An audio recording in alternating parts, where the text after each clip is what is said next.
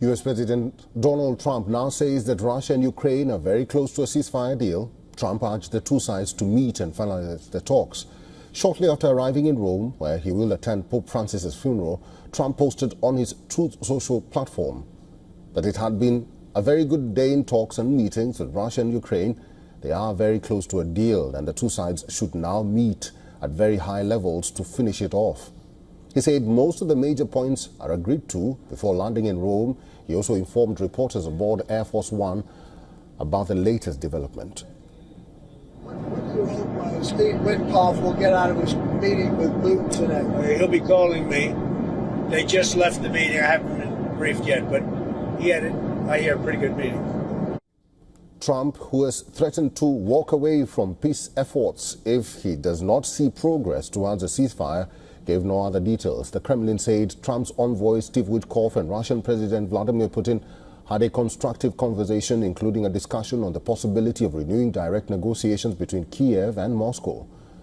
The Kremlin aide, Yuri Ushakov, said the meeting brought the U.S. and Russian positions on Ukraine closer together. Russia and Ukraine have not held direct talks on the conflict that has left tens of thousands dead since Moscow launched its invasion in February 2022. But Ukrainian President Volodymyr Zelensky again rejected suggestions that Ukraine should give up Crimea.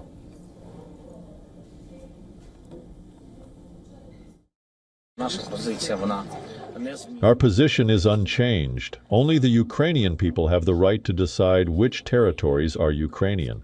And the Constitution of Ukraine says that all the temporarily occupied territories, they are temporarily occupied, they all belong to Ukraine, to the Ukrainian people. Ukraine will not legally recognize any temporarily occupied territories. Tensions over the Crimea issue became evident this week as Trump criticized Zelensky after the Ukrainian leader reiterated that Kiev would not recognize the peninsula as Russian. Trump said in an interview with the Time magazine that Crimea will stay with Russia and that I don't think Ukraine will ever be able to join NATO. Zelensky said that Ukraine does not have enough arms to regain control over Crimea, annexed by Russia, in a military way. I agree with President Trump that Ukraine does not have enough arms to take back control over Crimean Peninsula with arms.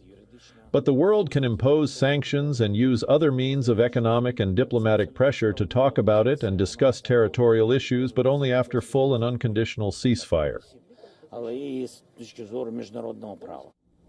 Zelensky made his comments while visiting the site of a Russian strike on Kiev, which left 12 people dead.